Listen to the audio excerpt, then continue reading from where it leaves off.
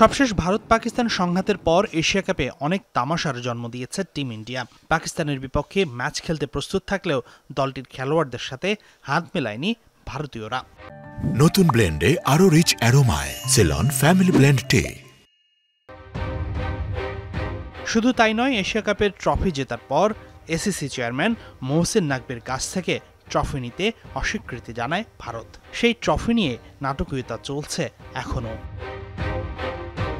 এমন পরিস্থিতিতে আবারও মুখোমুখি হতে যাচ্ছে ভারত পাকিস্তান, দাবি ভারতীয় গণমাধ্যমের। অনানুষ্ঠানিক সোর্সের উল্লেখ করে ভারতীয় গণমাধ্যম বলছে 2026 টি-20 বিশ্বকাপেও একই গ্রুপে আবারও এই দুই দলকে রাখতে যাচ্ছে আইসিসি।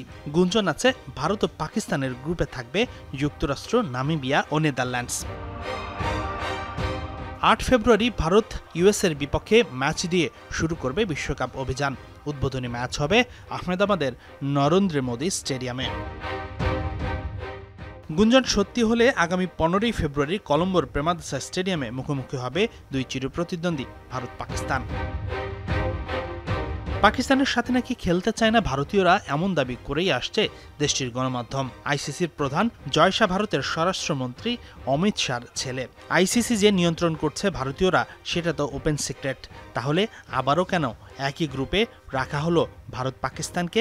উত্তরটা সবার জানা, টিভি রাইটসের অর্থের ঝনঝনানি। তাহলে পাকিস্তানের সাথে হাত না মেলানো আর ট্রফি না নেওয়াটা কি শুধুই লোক দেখানো? হাসিনুর রহমান, যমুনা স্পোর্টস।